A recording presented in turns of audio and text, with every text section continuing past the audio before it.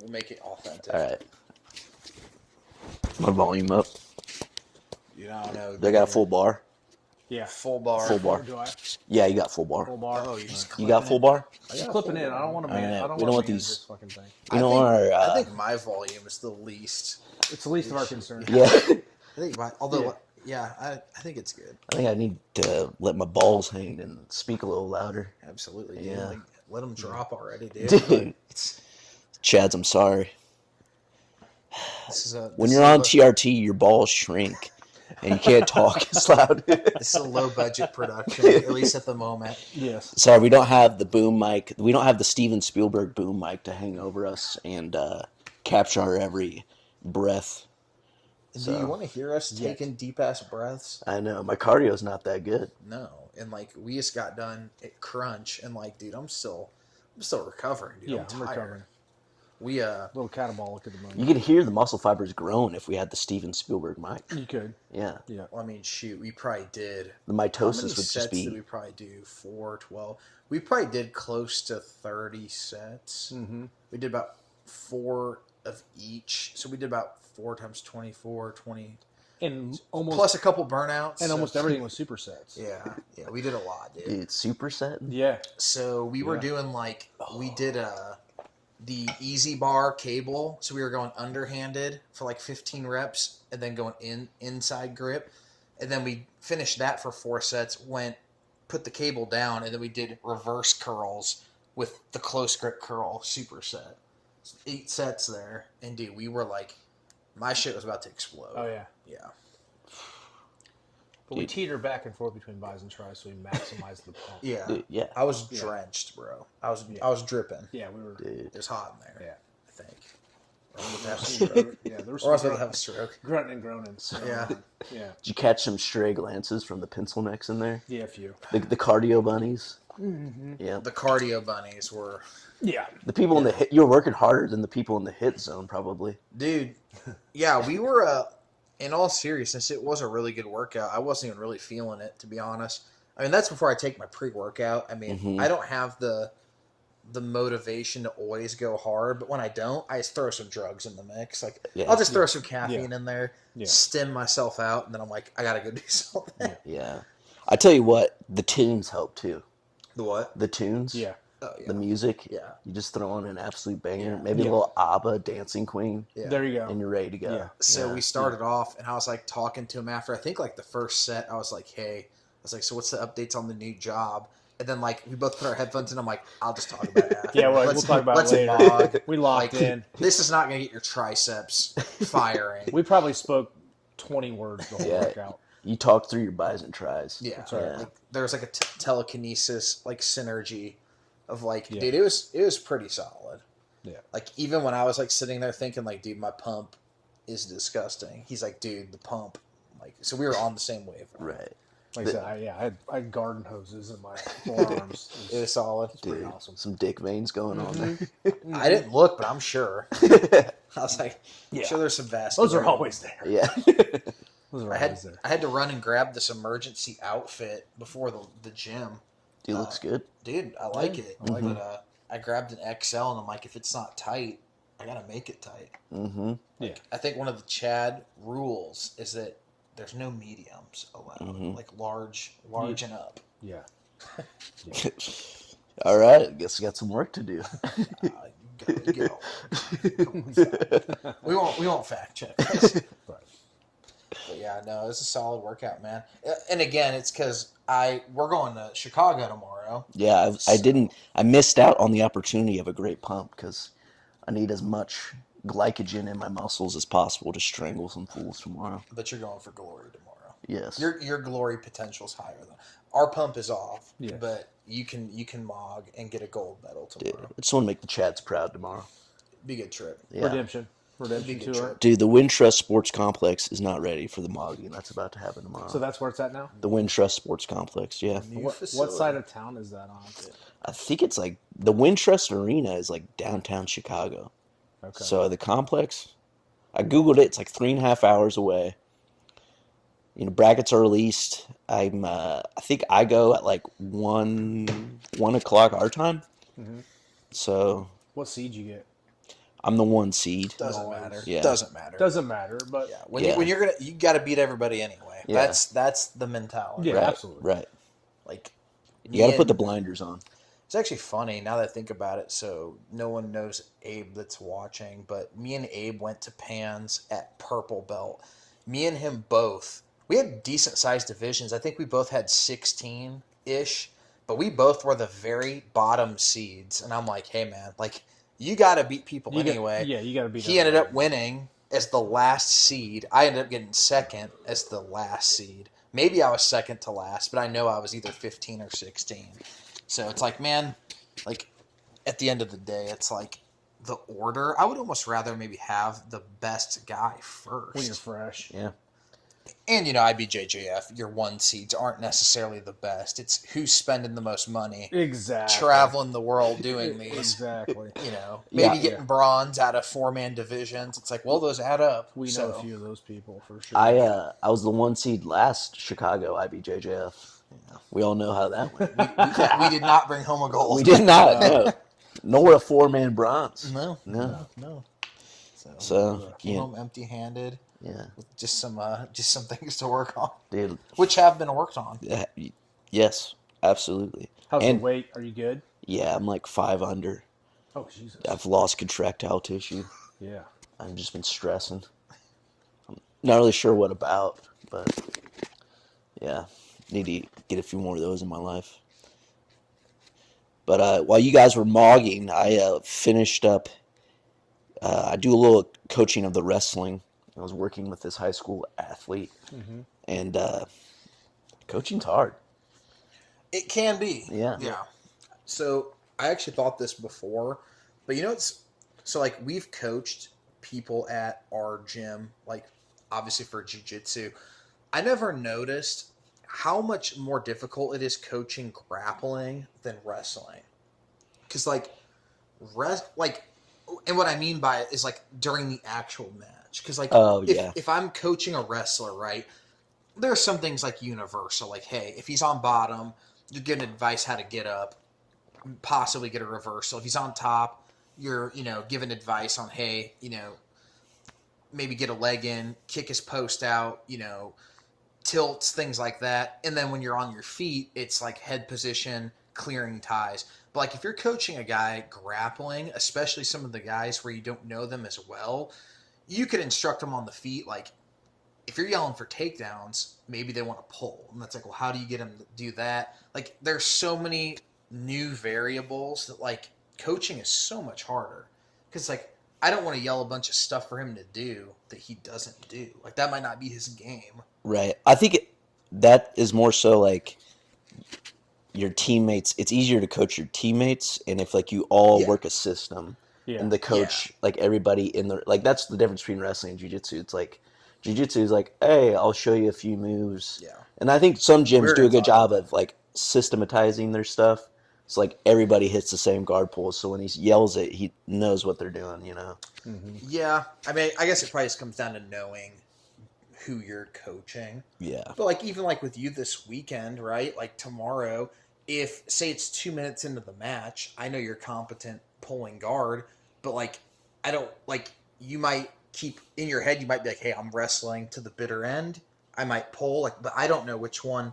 Like you see how there's kind of multiple. Yeah. But like wrestling, like if you're both on the feet, hey dude, like no matter what, you need a takedown. Like you have to get one. Yeah. So it's kind of like there's just a couple extra variables I think kind of make it tough. Yeah. Because if I'm yelling at you to do certain wrestling shit and you're like, hey, I'm just going to pull, it's like, well, now, it's kind of like all that advice was out the window. Yeah. And I think that's a discussion that needs to be had Yeah. before the match.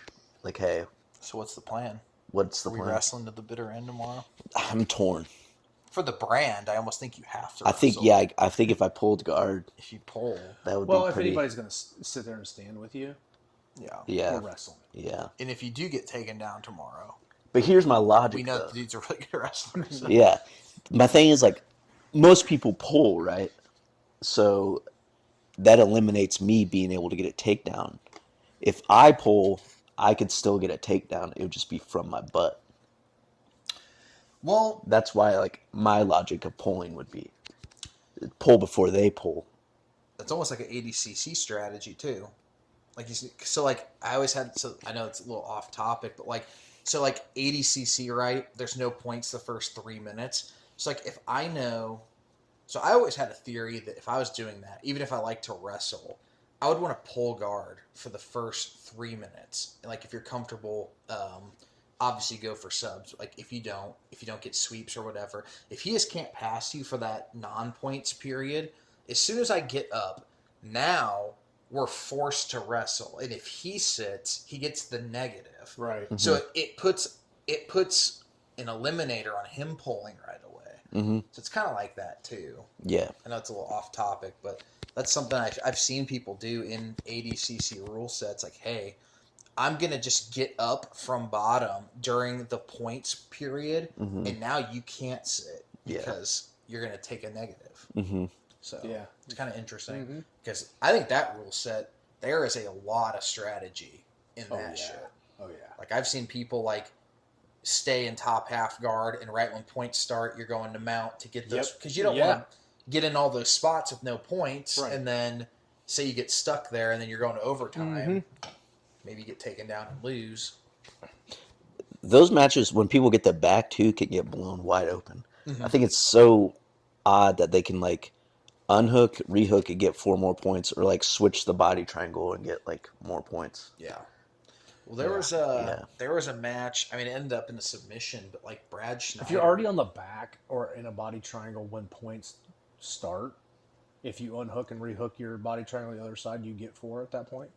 I'm pretty sure, yeah. And I think if you get 3 and you unhook and rehook, you get 3 more. I believe so. 3, sorry. Yeah. I believe so. But like there was a match like Brad Schneider went against J-Rod at West Coast Trials 2022. And like during the non-points period, he like took J-Rod's back. Like I think he passed his guard, took his back, but like there was no points. And then somehow J-Rod got out of it and then ended up back on the feet and I think took his back. But it's like stuff like that where like you could be handling a guy for half the match, but you're getting nothing. You get nothing for it. Like so you could theoretically have, 12 points, and if that guy gets out and takes you down and then you don't sweep him, you're going to lose 2-0. It's kind of crazy to me. Yeah. I kind of just wish it would be points the entire 6 with the negatives from the get-go and just have it like that. Yeah. But, well, I mean, it's just the Chad philosophy of position, no submission. So it's a little bit of bias there. Yeah. I mean, I guess if you sub people, that eliminates points in general, but usually we're deferring immediately to points. Yeah. I mean, they don't just make points for no reason. It's true. It means they're important. It's very true. We wouldn't have a rules meeting about points if everybody's just going for subs. Exactly. Subs are pretty straightforward, right? Yeah, if you want to do subs, do the Eddie Bravo Invitational. You know what I'm saying? What's the most important event in grappling? ADCC. And what do they have? Would be points. That would be points. For half of it. End of discussion. But yeah. But it is funny though, like you do see, like I feel like most of the people that win trials and do well I would say it's probably about 75% top players and wrestlers. And then like, guys like Gordon typically elect to sit. Like Paul Ardilla won all his matches from bottom, but I think usually the guys on top are winning those. Yeah. It is interesting though. Yeah. I mean, I think that even Gordon is seeing how awesome it is to be a Chad and wrestle and be on top. I mean, look at the evolution It's of been his his game game for the last year. Yeah. He's been on top a lot. Yeah, he's been enjoying mogging, and Right. if the Like goat's the doing Pedro it, match. yeah, That was tough to see Pedro get melted for 20 minutes. yeah. And then was it the Pena one? Then the what was the other guy? Definitely think Gaudio. I think the meta right now is absolutely being on top because even like Marigali, who isn't really, he has no wrestling background. He's always trying to get on top and just putting that pressure on you. And then once you're mounted for 5-10 minutes, it's like this is pretty much over. Yeah. Like the Kynan match. Yeah. Because granted those guys are like 6'3", so they have a ton of leverage, but like on top you do have the advantage of gravity. Like if you know how to use that gravity, sure, the bottom guy has 2 legs, 2 arms to frame and like create hooks, but gravity is you're making stronger. him carry your weight. Exactly. For all that time, you're just draining his battery. Yeah, like the Rotolos and like constantly lateral. Like even if it's nothing crazy, them constantly moving for 5 minutes. Oh, you start to get tired. Oh yeah. Then those like near passes turn into one pass, and then you're just getting cooked from bottom. It's so exhausting to regard in comparison to just like being the top guy. Like if you do like the Rotolo style of like 80% passing, you're not expending like a whole lot of energy. Whereas the bottom guy has to expend like so much more energy to keep you in front of them. And that's just like a way better way of, especially in like 80cc, to wear somebody down. Well, that's like the whole like point of like that J point, right? Is even if I don't pass, it takes so much from you to like explode. Like typically like high leg over. Now you're framing. And you're doing a crunch the whole time. Yep. So it's like even if I don't pass, you lost battery. And if I do that 3-4 more times, his power meter's just eventually you're just cooked. Yeah.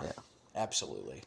That's the new meta for sure. It's, you know, jiu-jitsu's always been a game. Even, you know, like I said, I've been doing this like 6 years, and I feel like things always come full circle. Like I'm sure guard is going to make a resurgence. You know, it always seems like, you know, first it was leg locks when I got into it. Then it was guard play. Now it's top play. It's going to go into something else soon. Yeah. Like things are always shifting. Yeah, people got so good at defending leg locks that I feel like they've gone back to the more traditional. Yep. Because now if you get like leg locks open you up for like back exposure. Yes. So now it's like, well, if I can defend this, now I'm getting my back taken, and it's like, so it's like the risk reward is not quite there like it used to be. Yeah. So wrestling up is becoming more popular too. Oh, that's like my jam. Yeah, like I love wrestling up. Wrestling up and sweeps are becoming more of the like bottom. Nicky Rod's been doing a lot of wrestle ups. And like again too, like if you're good at wrestling up, like you can elect to play bottom, try to keep wrestling up, and then if you can't get that, you can typically just heist up, and now you're just neutral. So it's kind of like I'm not losing anything from wrestling up on the bottom. I don't know if you guys watched this match, but the Joseph Chin Andy Varela match, that was at like main character jiu-jitsu. I think I did. Was it recent? I can't really remember. Yeah, it was pretty recent. Like Andy's not like a bottom player, but like he got like swept a few times, and like trying to hold somebody down who's just constantly like framing and trying to get back up. Yeah, that's exhausting. Yeah, like that's a very good. I don't know why. Another skill, dude. Yeah, I don't know why more people don't try to do that. You know, but maybe it's because like it threatens getting your back taken or something. Oh, you mean just standing up from bottom? Yeah, just like I feel like that also is making a comeback though. Like Craig Jones had the video. Like Danaher even kind of mentioned it in a podcast, but he's like, you know, guys typically just think when I'm on top, like you're conceding bottom. Yeah. But like in say an MMA fight, like those guys are desperately trying to just get up, get back up. So like, why in jiu-jitsu are you not doing the same? Yeah. So I think that's definitely been more common. Like 80cc matches, you'll see guys literally just trying to get up and wrestle again.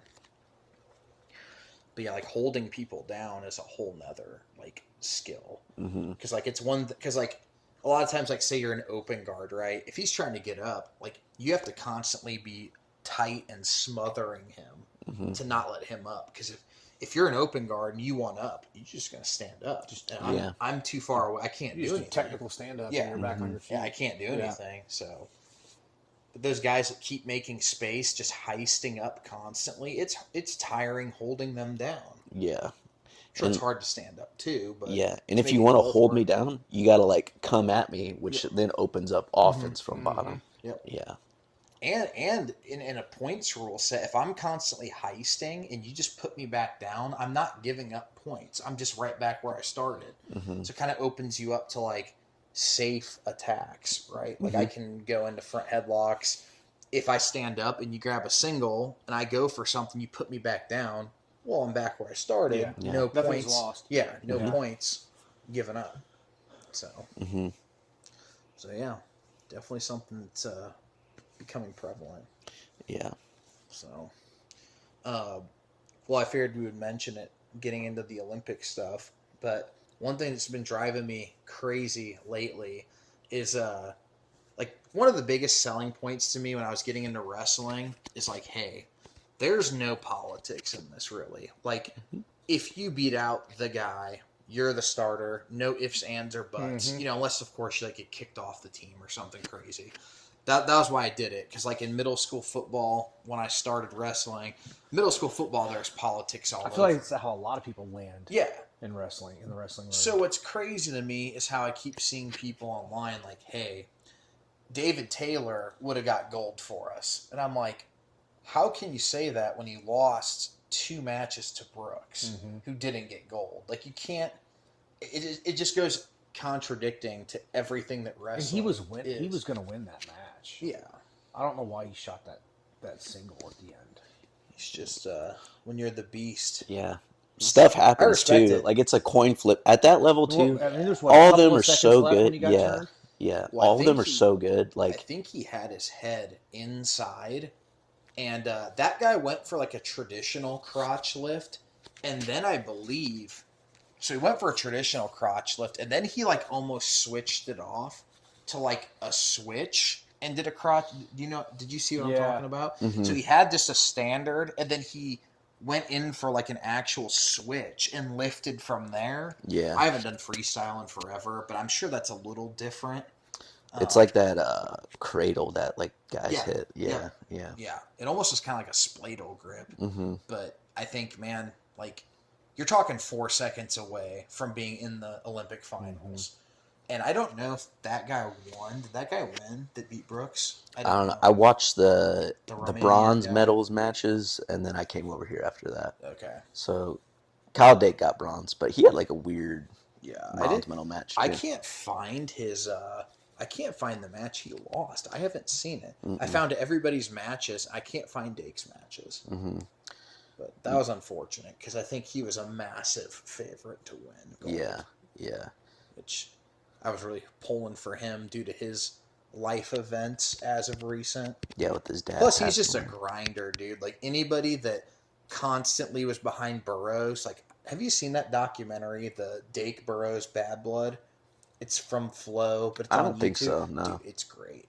Yeah. It documents how, like, Burroughs, whenever they would place at the Worlds, like, they would basically be waiting in the finals.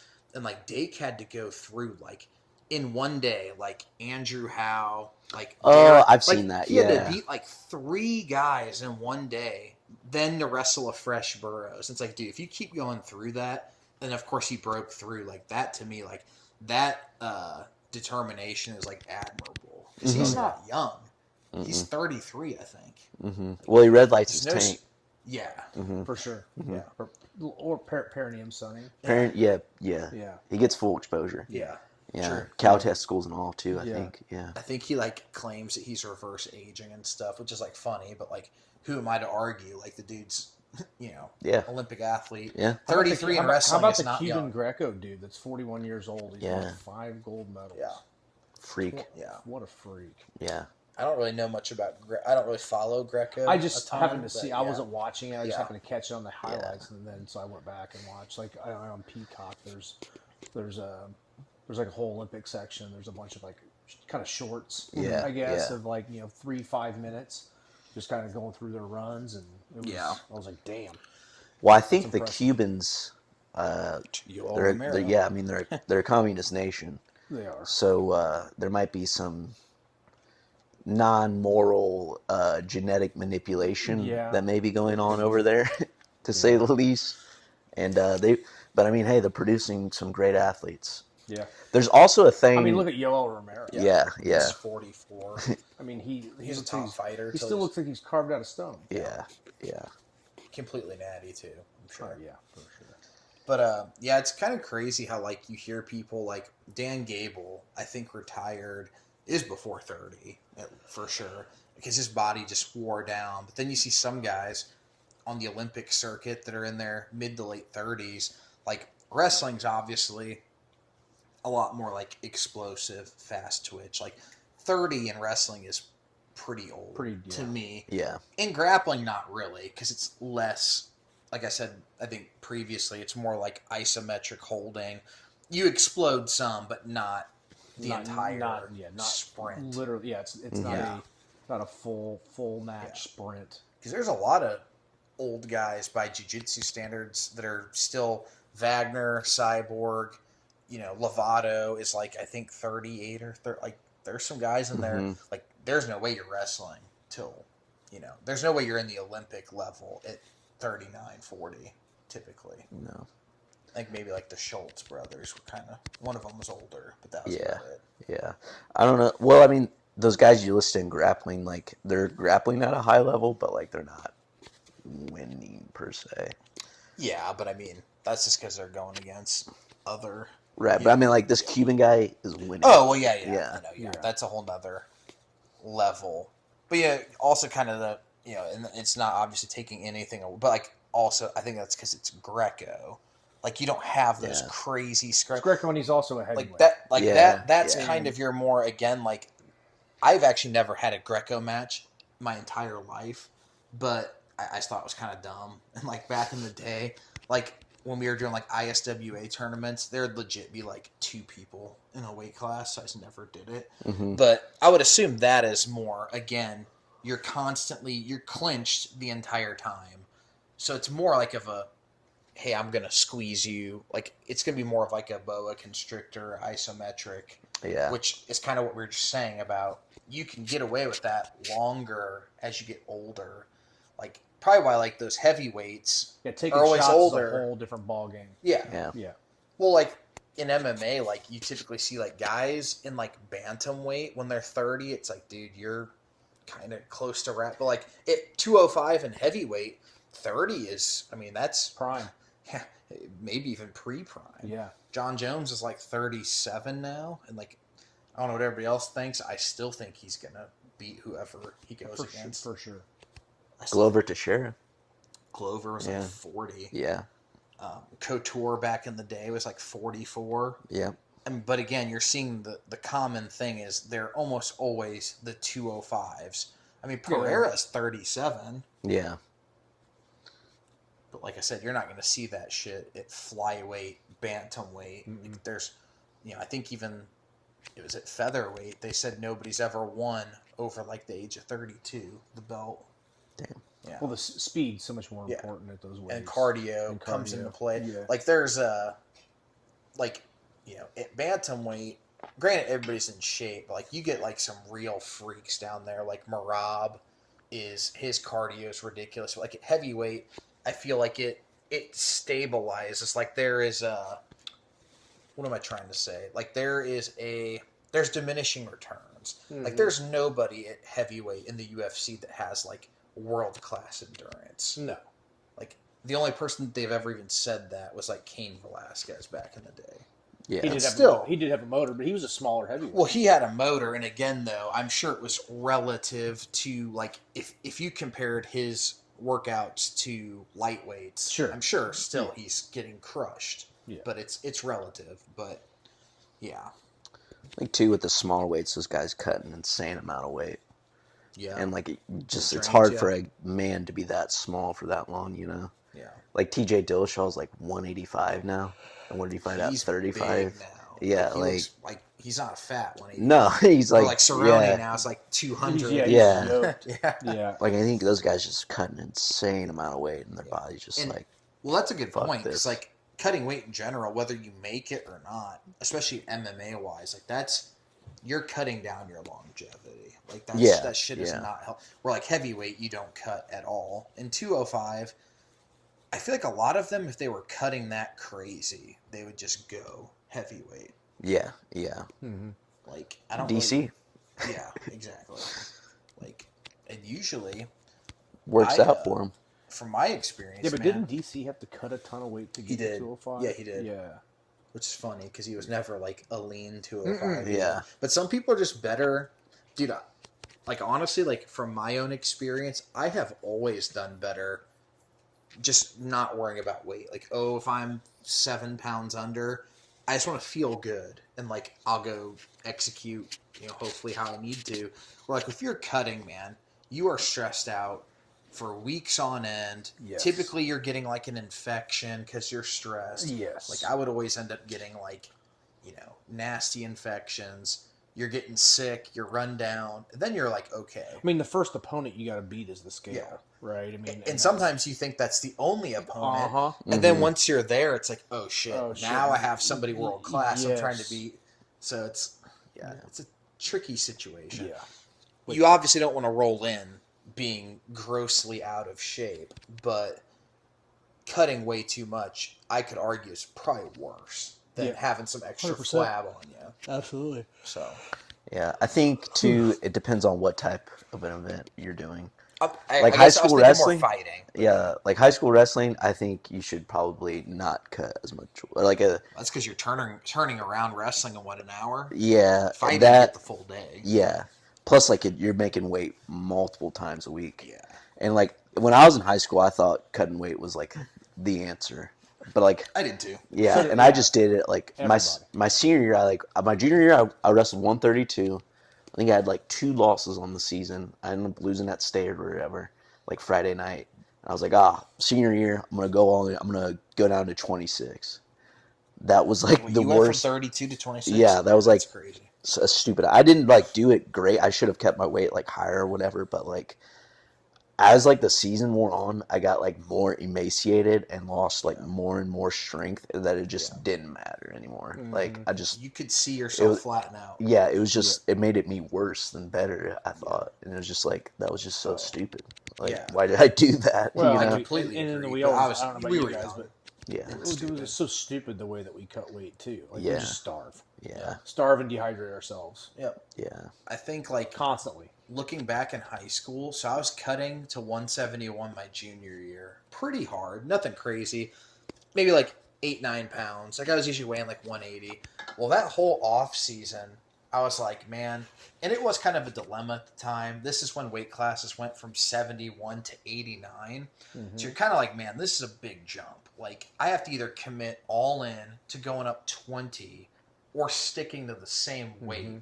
So I think that whole off season, like, dude, I was eating like pretty clean. Like I was eating like tuna, eggs. Like I did not let my weight get over 180. Well, by the time the season got there, I was like burned out of dieting. And now it's like you have a whole season plus you have to cut extra weight. Like I was that guy. I lived right by our high school. And man, if we had home dual meets, without fail, I was always running home after school, cut off about 3 more pounds, drive back, and it's like, okay, I made weight. Now I feel like shit, and now I got to wrestle in 45 minutes. Yeah. And, I had a tournament in the off season where I finally just said, hey, I'm going up to 189. I weighed like 180, and it was the best I've wrestled, for sure. Then you have the old post weight cut diarrhea, which is always a good time. Oh yeah, dude, you've been starving for 3 days, and then you decide, I'm going to throw down a Lunchable and a Snickers bar and like 2 Gatorades, and you just spackling. Well, that was right before your match. My favorite is when the people they just like they're not used to it and they don't know how to to sip like the water, the Gatorade after, and they just chug that, and then it just immediately comes up, and you're like, oof. Ooh, yeah. I was notorious for, I would weigh in, and I think usually I would drink 2 32-ounce Gatorades. Damn. So by the time I'm wrestling, because you are thirsty as hell, like you want the fluid. Dude, by the time I was wrestling, it's just sloshing around your stomach. Yeah. So when I was at Team Regionals, my senior year, we were wrestling Perry. We had yellow singlets on. And I don't know why. It was the only time I ever did it. I didn't go with Gatorade. I had 2 big vitamin water zeros. So I chugged both those, not realizing, like instead of sugar, it was like, the aspartame. Like, the stuff that makes you typically go to the restroom, like sugar-free candy. Yeah. So I'm wrestling this kid, and then like the second period, I'm like, dude, I think I'm about to shit myself. Oh yeah. And I'm wearing yellow. Like, of course it'd be bad in time, but I'm wearing yellow. So the match gets over, and I like sprint off the mat. My coach was like talking to me. I run to the bathroom, and he's like freaking out, like, hey, like, you know, you need to listen to me. I'm talking. I'm like, coach. I was literally about to shit myself. I never made that mistake again. I was so scared, dude. Yeah. I was like riding this dude out, just like, please, for the love of God, like, do not make me lift and return you. Yeah. Like, it was rough. But I remember one time I was at it was like Connorsville. It was in the like 32 man, yeah, the Spartan Classic. Classic, yeah. And it was in that bowl, right? Like you had to go downstairs to get to the mats, like at the field house, and I had to shit so bad. The match ended, and you have to make like a vertical sprint up the stairs to get to the nearest bathroom, and I'm clenching my butt cheeks like Mike Concho, or opposite of Mike Concho. I finally made it. I think a little bit came out, so underwear was tossed, but nothing showing through the singlet. Yeah. Well, we won't. I won't ever try to throw names out there, but you probably know who I'm talking about. Remember the one Cathedral kid where there was Newcastle? So he in semi-state. He was ranked number 1 in state. Didn't he? He shit himself, and they let him leave on the mat, and came back. Yeah. And, but like, I didn't know that was even legal. I thought you just like lost the match. But yeah, there was he a kid. Took injury time. Yeah. He almost didn't make. He went up. He almost didn't make it back in time. Oh, you almost were there got disqualified. probably, right? Yeah, I was right next to the mat. Yeah. I mean, let's be honest. It is an injury of sorts. Yes. It is, but yeah, I didn't know. It's mental injury. Gastrointestinal, I would say. Well, but like in jiu-jitsu, right? If you throw up, you lose. I mean, right? I mean, that's what happened to Combs. Well, he threw up and then just went to his knees and didn't go back. I think if you just like, I don't really know. Don't go back to the mat. Well, I wrestled a kid. I wrestled a kid from McCutcheon who I was riding him out for like the whole second period. He was getting super gassed and he threw up on the mat. And we just stopped the match for however many minutes, cleaned it up, and kept going. Yep. But I guess like you kind of think about it, like I don't know. I feel like that should be like Jake had that MMA fight where the guy threw up and they just called the fight. I don't know if you knew about that. No. He like broke the dude and took him down against the cage, and the dude turned, threw up, and they're like, "That's the fight. Like it's over." Yeah, I mean, did the guy argue it? No. Well, then, yeah, that's a win. Yeah. But I feel like if you throw up and then continue to fight, that's different. But if you throw up and then just give up, then you're like, all right. I mean, he didn't really give up. The ref literally just like right away like pulled him off. He's like, "Hey, like we're done." Yeah. Probably just because this shit's disgusting. But. Yeah. Plus, too, like people are paying to see that. Like it's a way different than like a high school wrestling match. You know, it's like a high school wrestling match. It's like everybody please. Yeah. You know, or people pay. It's like, all right, you threw up. You're making a mockery of my show. Get out of here. You know. Yeah. Like you're supposed to be a professional, and you threw up. We have 4 pay-per-view buys. I will not stand for this. Yeah. Johnny Cage has got to scrap on these mats later, and you besmirch him with your vomit. What were those 2 nicknames from the other day? It was like Cell something. Supercell and something like Doomslayer or something like Doomsday that. And Doomsday, Supercell. yeah.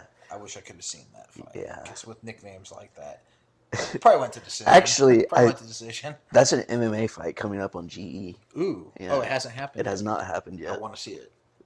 I want to see that. The bad blood is mounting. These veterans have seen every inch of the cage. Oh, I've the Less Impressed, More Involved Jiu-Jitsu channel. He did a video about go subscribe to that.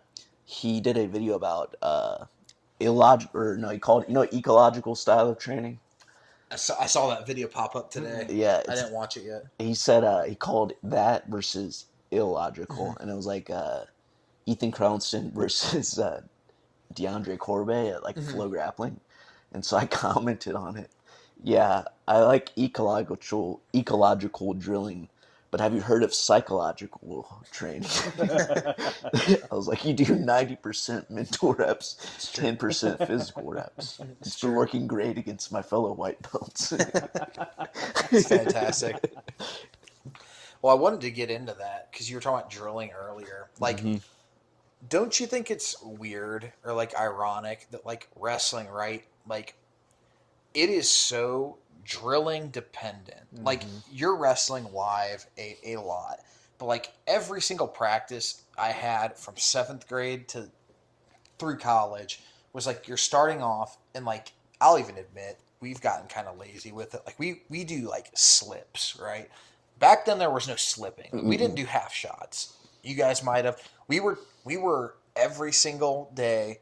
Hey, we're doing double legs, single legs for 5-10 minutes hard, and you're driving his ass into the mat every single time.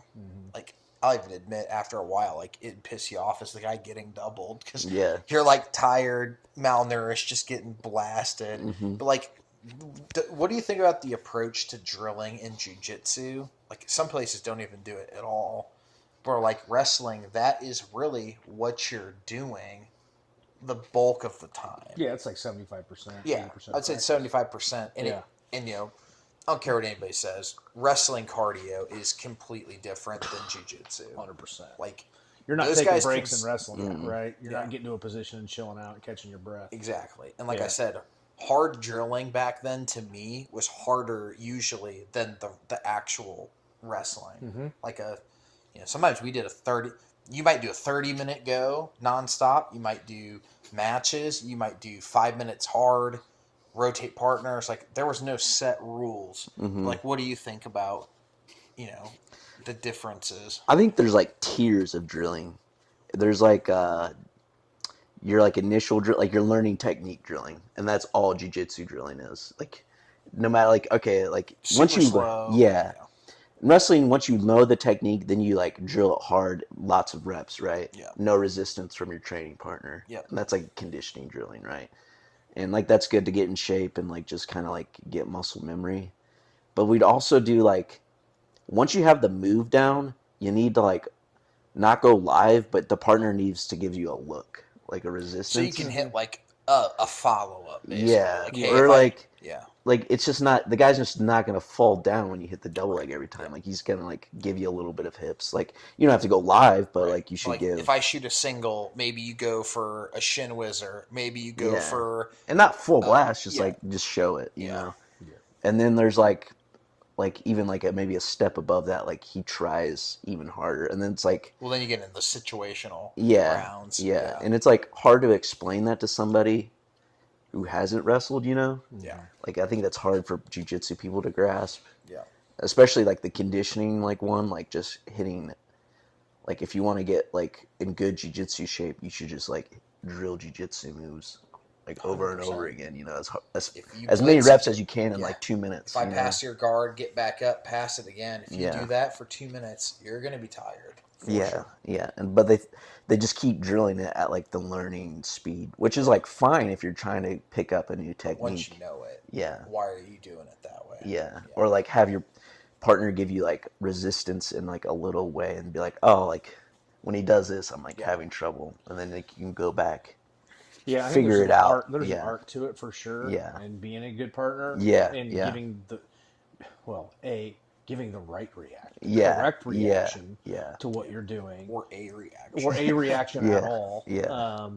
But also letting them work. Right? I think there's an art to that. I think it takes a lot of time to get to that point in jiu-jitsu for a lot of people. Yeah.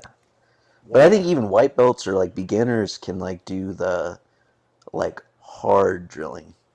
You know, 100%. not just the technique drilling. They can, you could do the. Once you learn a leg drag, Yeah. you can hit it quickly. Like, Yeah. just keep repeatedly working, because then you're going to start building off that, right? Like, like once you're purple belt, brown belt, black belt, you should be able to, hey, and we started to try to implement that at our gym a little bit. Like, hey, like bottom guy, give some reactions, give him like 50% resistance. But like, if I hit just, a Toriando, don't just let me just fall on you. Like, give some high leg, invert, do something. So I have to kind of like adjust, because in matches, if you're just always drilling it, like the guy's gonna not do anything in a match. You're just gonna get, it's gonna throw you off. You'd be like, oh, this doesn't work. It's just like, it does. Just it's like if you're just hitting double legs against an opponent that never countered, and then you went to wrestle somebody, and it's like, oh shit, like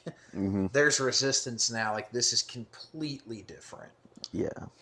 So, it's it's definitely interesting. And like I said too, I know jiu-jitsu, it's kind of a weird, because like there are a lot of moments in jiu-jitsu with downtime. Like if I have you inside control, I'm not going to keep blitzing from there. No. Like now I'm in a good spot. I'm going to hold, make sure I can get to mount or what have you. Or like if I mount you, I don't want to move a lot. And those things don't really happen in wrestling typically. Like even if I take you down, now I have to ride you out, which is its own set of that's hard. It's all explosive compared to jiu-jitsu. So it is different, but I do think people really get into the bad habit of, hey, here's a move, drill it 3 times, then we're gonna roll. Yeah. Also, too, like, it's not really the best way. And I get it. Like people aren't there to like work, like go like balls to the wall. Like some people are there just to like have fun and talk or whatever. But like people like hit a rep, kind of just like lollygag around. And then like just like if you get like it's fine if you do that, you can do that, but like don't like complain to me about not getting any better or something like or about where I just like about getting your ass handed. Yeah, and I just quadrupled your reps in the drill time Right. and was dialed in, like I think Askren talked about that on Rogan. It's like there is a huge difference like in wrestling, right? Like you're on a team. Like you can't skip practice. If there's practice that day, you can't just be like, hey, I'm not coming in. Like, you're there every day. You're doing a structured program. You're a part of that team. It's like, the melting pot. Like Chad's the freaking camera died and I missed some of our discussion, but luckily I walked over in time to notice that we did not catch some of the discussion, was able to free up some storage on the phone and get back to recording. So if there's a little bit of an awkward segue, it's because we tried to pick up as close as to where we left off. But in the meantime, please enjoy these sweet photos of some Chads supporting the X Martial gear. I mean, it is the best gear to mog on the mat. Use your code CHADJitsu, all capital letters, in order to get 15% off at xmartial.com. Chads, you won't regret the beautiful equipment. Now, let's get back to our regular scheduled programming. Chads, my apologies. Low budget. The Steven Spielberg boom mic that I have up just takes up so much storage. It cut out on us. Luckily, I didn't miss too much of the Chad knowledge. So I need to get a protein bar. Yeah, one of us was going catabolic. Yeah. And so just all apologies. We were talking about just jiu-jitsu basically wrestling is breeding high level wrestling. Or jiu-jitsu it's so the goals are so much different. You got a mixture of different people, whereas wrestling it's this is your goal or get out, basically. Well, you don't have anybody doing wrestling as a hobby. That's true. And some are getting paid to go there, like everybody participating in wrestling is going to have matches. Yeah. Right, real bad. You're competing. Yeah, you're competing hard against each other. Physicality aside, because it's obviously clearly more physical to a point than obviously there's no joint locks, but like we were talking last podcast about people fighting and shit during practice, and like I said, jiu-jitsu or in like a Big Ten wrestling room, right?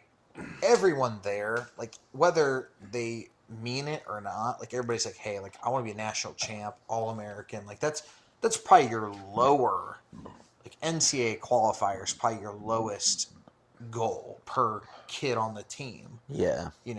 Or like in jiu-jitsu, you have people like, hey, I'm just coming in and have a great time.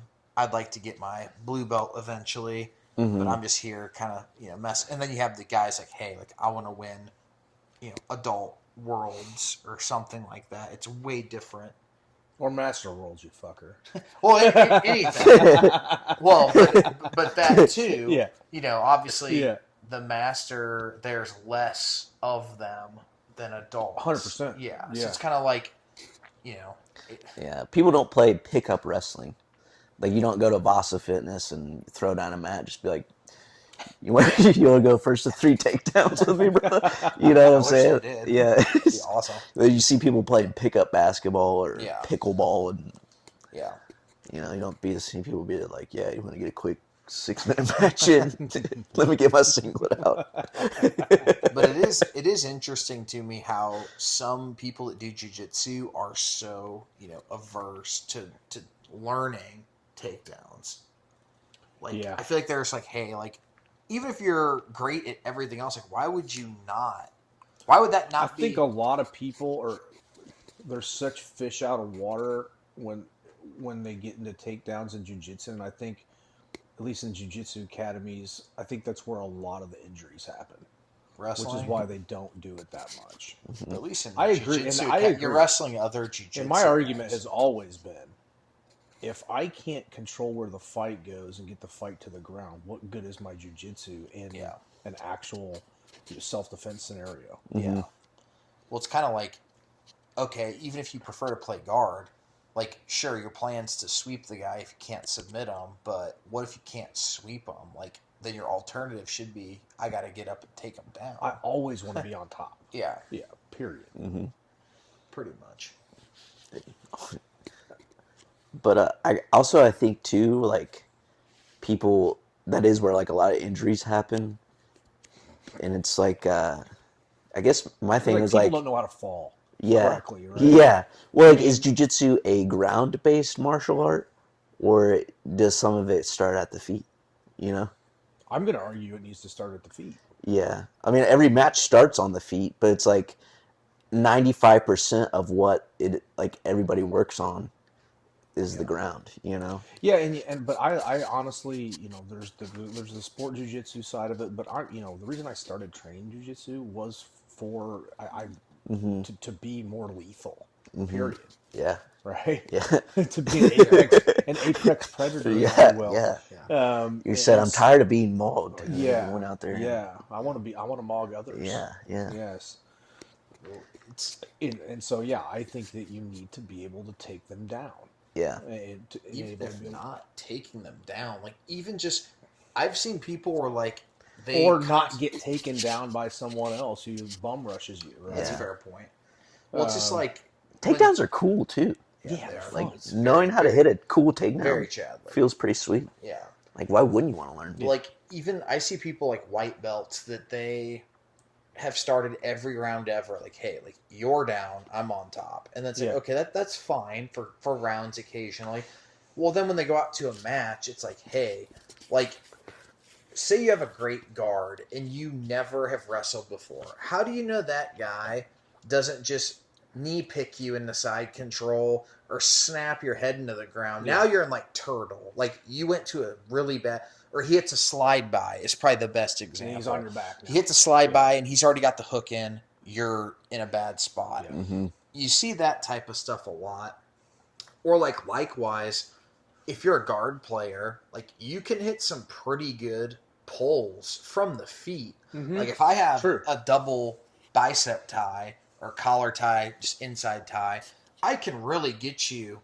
I can pull you, and then I can sit And immediately into, like, a leg entanglement or something. So it's very beneficial to work on that, because your matches are going to start on the feet to 100%. a point. Especially like IBJJF, like, you have to make contact before you pull, so that's another element. Mm-hmm. Some places don't just let you just pop a squat. No. Because in an IBJJF rule set, guys can steal points. Like, if he knows you're going to sit, you grab my wrist. If I just even remotely knee tap you and you fall or you pull, they're going to give me the points. Yes. Now you're down 2-0. Mm-hmm. So there's quite a lot of elements that go into it. But yeah. Back to your point. Knowing wrestling ties is important. Like, well, you're going to use them on the ground, getting too. an underhook to go into, like, pull into something's really cool. Yeah, I mean, like, an arm drag from the feet is the exact same as on the ground. Yep. Mm-hmm. But, there's, like I said, just knowing basic, like, I wouldn't say basic wrestling. Like, we were all good wrestlers.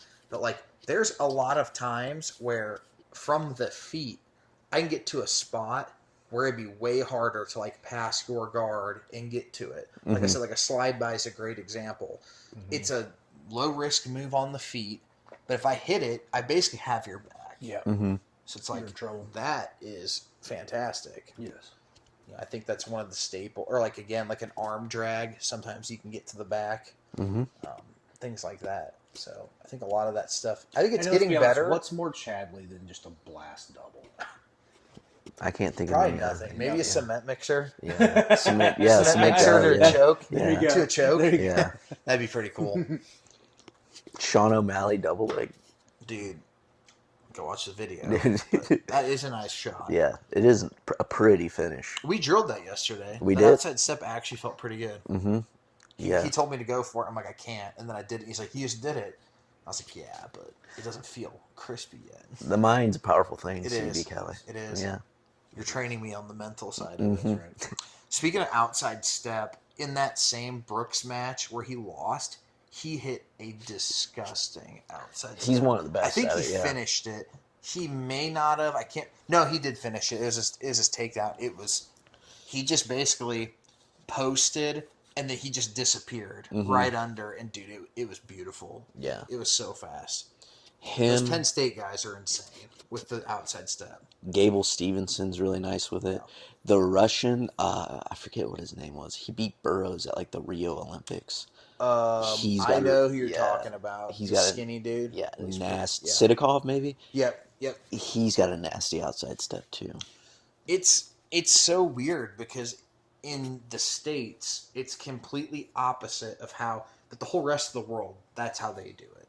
It's kind of It's just like a way they do it. Yeah. Like it's not the only shot. Yeah, it's not the only shot, but like in wrestling, like in the States, that would be considered wrong. Mm-hmm. Yeah. So why don't you just, I guess, explain essentially all it's doing is it's really cutting out one step of the shot, right? Like once you slingshot in, the trail leg doesn't have to come up; it's there. Well, like there's your attack hand and like your I don't know what you would call this, like your tie hand in like American wrestling, and every shot is initiated with like your lead leg hand. So you shoot a high crotch, you shoot with your right arm. You shoot a single leg, it's with your right arm. So as a defensive person, if I know like all I got to do to stop you from mounting offense on me is to just tie up that hand with an underhook, with a 2-on-1, you have no offense now. Yeah. Right. But like these guys like creatively figured out to attack now with this, like their other hand instead of just this right hand. And now opens like a whole new world. It's basically a misdirection. Yeah. So now you're not limited to just attacking with your one hand. You can attack with both hands. And again, though, theoretically, it does, if even a fraction of a second, it is a quicker shot. Because you're taking out, like once you drop and your hips are in, that trail leg is ready to drive. Where in a traditional shot, you go heel, toe, knee, and then you're bringing it up. Bringing the other one up, yeah. And like at the Olympic level, that's just enough time for like guys to sit, take away that angle, and now you're in a shitty spot. So. And it's important to finish fast in a freestyle situation, because if you hang out down there too long, they're going to crotch lift you. Yeah. And that's where the necessity of like Brooks. having that trail leg be there before, Yeah. It's that has to all be Kale that's brought that in. I have to think. It's all like kind of based off an ankle pick, right? Because like an ankle pick, you reach with your non, and now it's just like taking that hand from the head and bringing it. Which is funny though, because watching, at least like obviously I wasn't really watching him live when it was happening, but I've watched a ton. I didn't really see him hit outside steps. He hit a ton of ankle picks. Right. Like, the outside step is just basically, hey, instead of getting to the ankle, which is theoretically harder, we're just going to the knee. And now it's kind of like your knee pick double leg finish, but we're going straight to the knee and going through there. Yeah. So it's interesting. Yeah. Like, all his guys do that. It's the grandfather of the outside step. Yeah. So it's interesting. Yeah. So do you think that's going to be something that, because I do think wrestling in, like, say, ADCC, I think it's gotten better. For Even sure. since I've gotten into jiu-jitsu, I think it's definitely gotten better. One is because there's the emergence of wrestlers in jiu-jitsu, guys like, Brandon Reed, Pixley, Dorian, Oliveira, yeah, like you're seeing guys that were wrestlers quickly winning prestigious events. Do you think the outside step is something that could possibly make its way into jiu-jitsu? That's the other thing too. I think I saw like a video when doing that video of Tim Welch trying to hit the same shot O'Malley did of like the outside step. Mm-hmm. And like the threat of the guillotine, like it's just so hard to hit like an outside shot. Like you got to be really diligent to get across and like get that angle. Yeah. Or be super athletic and be able to like cartwheel on your head to get your legs to the opposite side. Well, so we talked about, we didn't really go into this aspect, but I'd like to see what you guys think about it. How we've talked about the differences between jiu-jitsu and wrestling. We were talking mainly on the ground. So on the feet, right? Like again, we both wrestled a long time. You know, granted, your perspective's probably better because you didn't have a long layoff between wrestling and jiu-jitsu. Mm-hmm. Like, so I didn't start doing jiu-jitsu until like 7 years after my last wrestling season. So I was definitely rusty, but I quickly noticed without shoes on, the wrestling itself is very different. Mm-hmm. Like, you don't get that traction to really drive. You know, your shots are going to be slower. I think that's why you see a lot of people go for like, a lot of people don't touch their knees in jiu-jitsu. It's more snatch singles, like Galvao, Barboza, guys like that. Like, what do you think are the main, like, have you noticed a big difference? It could just be me. No, But I think it's very different wrestling in grappling with the threat of chokes. Yes. Kimura traps from single legs. Yes. Like, what do you think? The strategy's way different too. Like at ADCC, you see this a lot too. It's like it's boring to watch, but like I get why they do it. They just hand fight like forever, and I think it'd be like matches are so long. Yeah, and it's like boring, but like that's exhausting, and it's like I get why they do it. Yeah. But that I think a Greco wrestler would be more advantageous in jiu-jitsu. We see a lot of judo in like jiu-jitsu. I think it'd be cool to see like a high-level Greco guy wrestle in jiu-jitsu. Because we see a lot of like folk style and guys like that. Folk style. Because like Pixley hits like a lot of upper body stuff, right? And like that's why his wrestling's so good in jiu-jitsu. Yeah, and he did that. Not a lot of leg attacks. It's a lot of his slide by, like his front headlock series. I think he wrestled like that a lot, though. I've really like seen his it's college, very similar to his wrestling. Yeah, like there's definitely things that translate a lot better to jiu-jitsu. Like if your game is like low singles, like I don't think I've seen somebody shoot one in grappling. No, I think if you're not you're not a hand fighting heavy wrestler, and then like your style of wrestling is gonna struggle in jiu-jitsu. Yeah.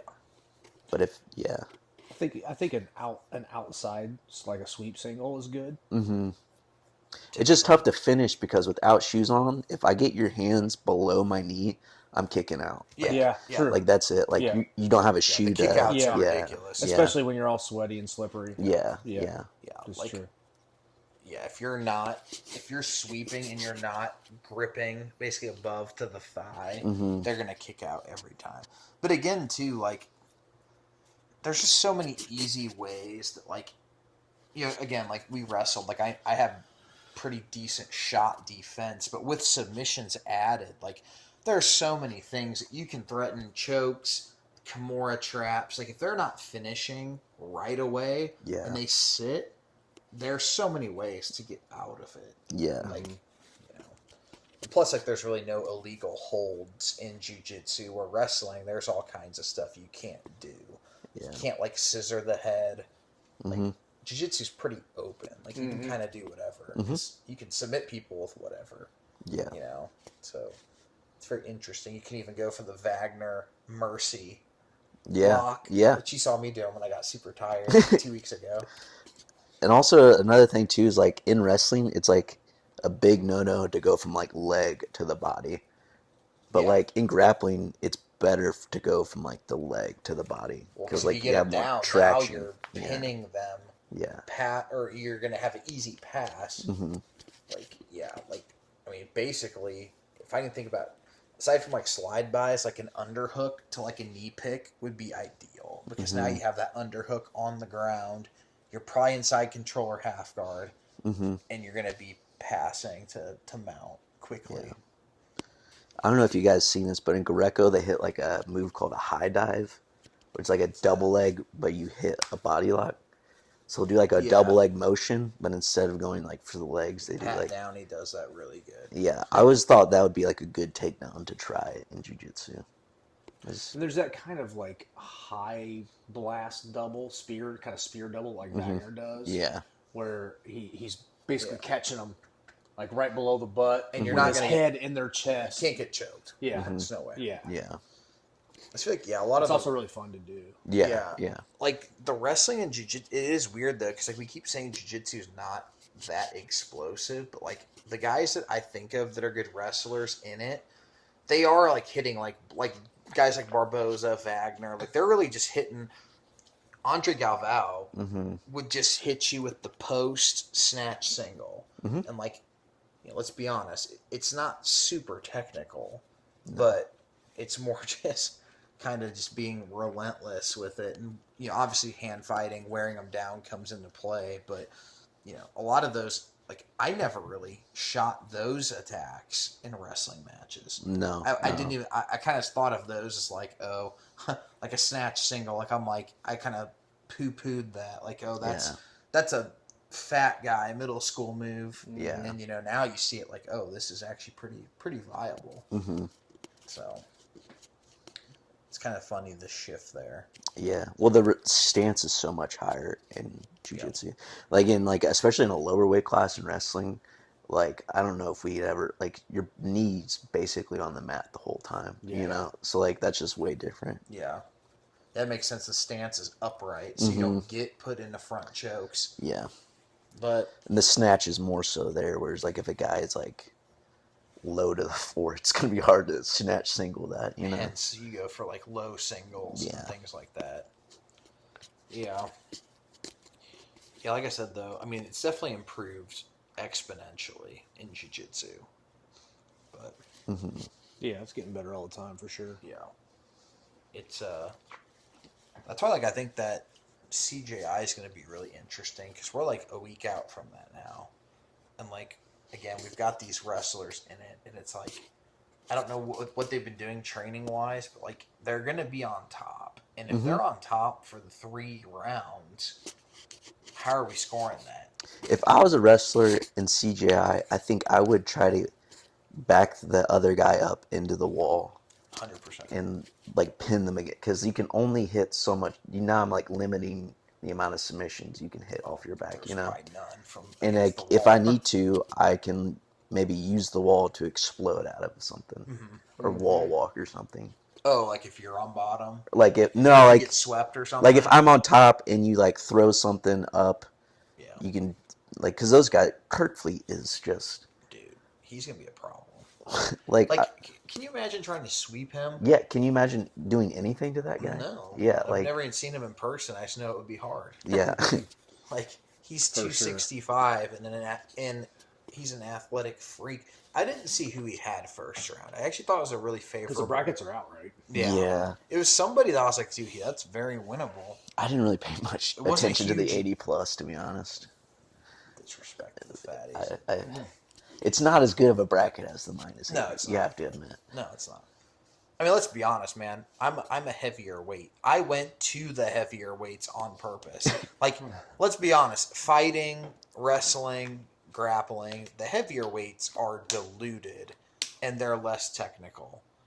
Like, we've talked about it 100 times, but we knew somebody in high school wrestling that went from being a 160 state guy, like didn't place. I mean, obviously very good, but he went up to 215 the next year, a giant weight jump, and I think he teched everybody at state. Like that shows there's a difference. Yeah, because he knew how to wrestle, but I think too, like if you're bigger, you're more apt to do like football and basketball, which more power to you. Which you're not wrestling as much. Yeah. Well, that's like Mason Paris. he wasn't super big by any, but his technique was there, and then he got bigger and he just started destroying people. Yeah. He's like, hey, now I have the lighter man's technique, and now I'm big. Yeah. David Taylor, same thing. David Taylor, same thing. Kind of Kyle Dake too. Yep. I mean, he went up Here we go. Under 88 or 80 kg bracket. First round on the left side of the bracket, you got Rutolo versus Nolf. That's Rutolo's doing over 80? Under 80. Oh, okay. Under Which 80. One, Kate or Ty? Ty. Ty. Sorry. I thought you said over 80. I was like, no, I'm sorry. Did I? If I did, I didn't know. So under 80. Jimenez and Levi Jones Leary. That's a good match. Barbosa and Iwamato. And then Chen and Varela. What's Chen and Varela first round? First round. Real quick. I think I got Varela with the slanted wall. I'm a huge Varela fan, so I'm going. I actually like both a lot, but Varela is a Chad. That was an awesome match. You need to watch that first match. But hold on, let's stop right there. How is Barboza going to make 80 kilos? That's insane. Just as a side note, he's giant. He's a big dude. Went against Gordon at 99 kilos. I don't know if you've seen that. It was a 2019, right? Yeah, and he's a big dude. Like, he's not the tall. He's a little shorter than me. I walked by him at Pans one time, but he is stout. Yeah, How is he going to make 80 kilos? And on the other side of the bracket, you have Cade and Mateus Denise, first round. Another big boy. Yeah. That's a tough match. It's a good match. And then Canuto and Tommy Langlaker. Or Langaker. Yeah, he's a stud. And then you've got Majid Haj. Is it Hage? Hage. And O'Flanagan. Definitely, I got O'Flanagan. Yeah, I got O'Flanagan. O'Flanagan's. And then Tackett, Andrew Tackett, and Nicky Ryan. That's good. That's a good first round. That's a tough first round. Yeah, that's a tough first match for sure. I think I lean towards Nicky. Tackett. Nicky's last match, he looked really good. Yeah. But Andrew Tackett's a freak. I remember that match because I won money off that match. I remember that match very well. Yeah, it's one of my favorites to see. All right, let's hear. Let's hear the big boys. All right, here's the big boys. Might as well give a prediction on first rounds. Yeah. So we go. Okay, first round, left side of the bracket. You've got Nicky Rod and Max Jimenez. Nicky Rod. Owen Livesay and Muhammad Ali. That's a tough match because they're very similar. Two Chads going at it. Yeah. Yeah, so Livesay is the guy. I know he had a match against Pixley over at Grapple Fest. This was a while ago. He took him down, I believe. Good judo. He's a really good judo guy. He's stout. Yeah, he's like 5'10". Yeah, Muhammad Ali's like the same. So I don't really know who's going to win. I'll go with Livesay because I know Muhammad Ali's been focusing on MMA. I'll go with Livesay just because he's been grappling. Next match, Adam Bradley and Kyle Boehm.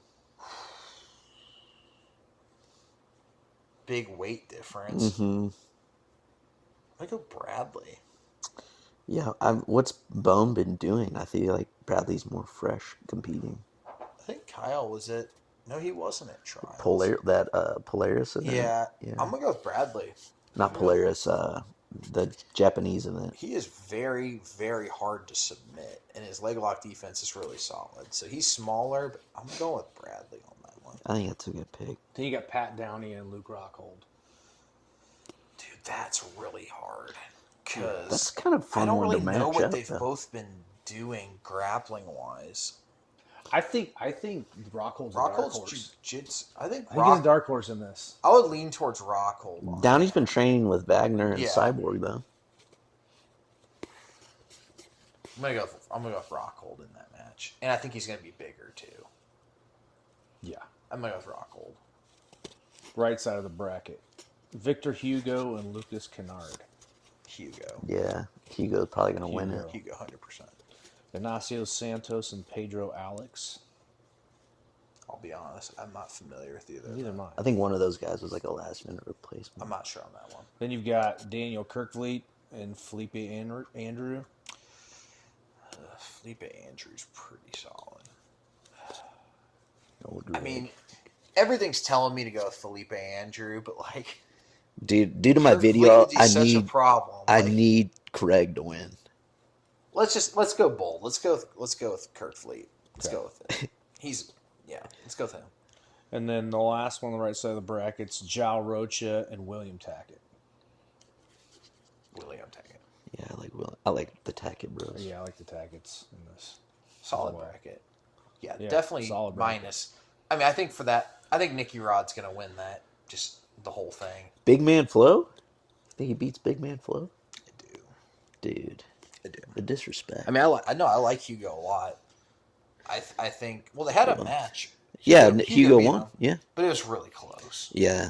And I think this is going to favor, again, the top guy a little more. I think Nicky Rod's going to win that. Yeah.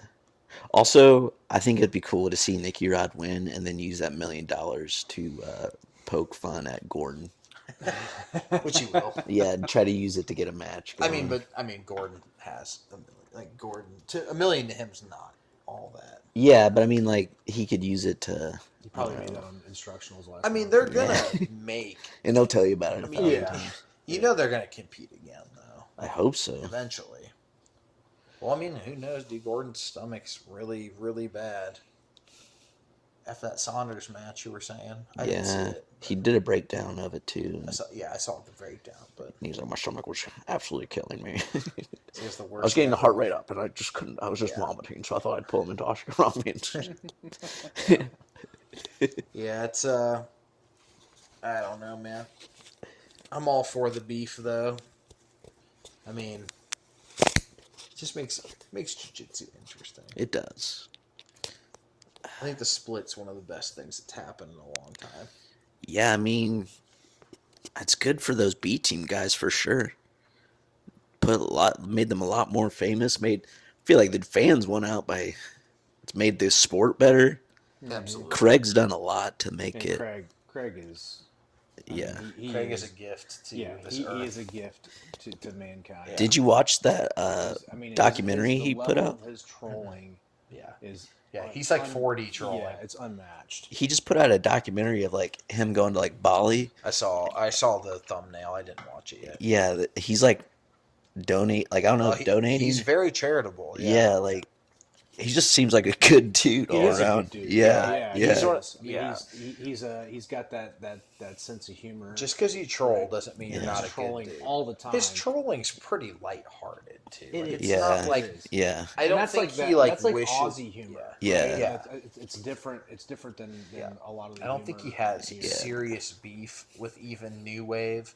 Like I think he just pokes fun, like because that's what they like to do. Like, and then and Gordon's such an easy target. Yeah, he just takes everything so literal that he almost digs himself into deeper holes. He does. Mm-hmm. Like Craig will poke at him, and then Gordon will respond, and then Craig hits him with like a way worse. Yeah, you know, like that Miata video. Yeah, was classic. Yeah, that was funny. Like, he went on a little tirade for a minute, but it was funny. Mm-hmm. And again, all of it's been absolutely above the belt. You know, nothing's been super low. He could get pretty freaking dirty.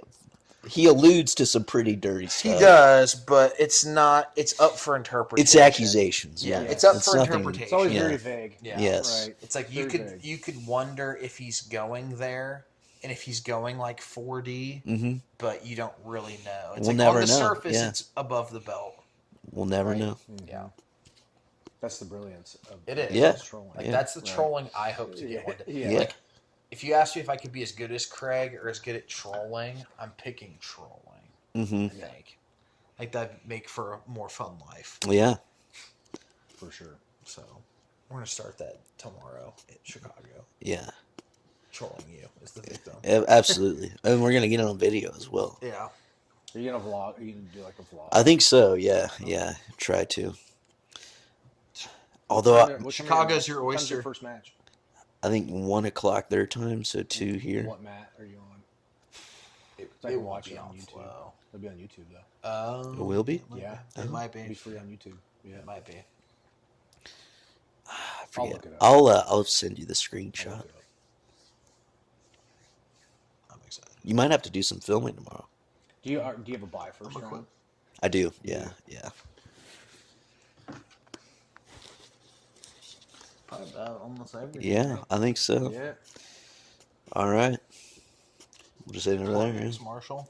Yes, go use the link in the bio to buy some X Marshall gear. Oh yeah, Well, we had an update. we do. We have a rash guard coming soon, Chads. I sent over some prototype like logos I want on the rash guard, and they're making them up right now, and they're gonna be sending those over. Huge shout out to Yosef X Marshall making this happen. So the people ask, the Chads are delivering. So be on the lookout for that. Bye bye.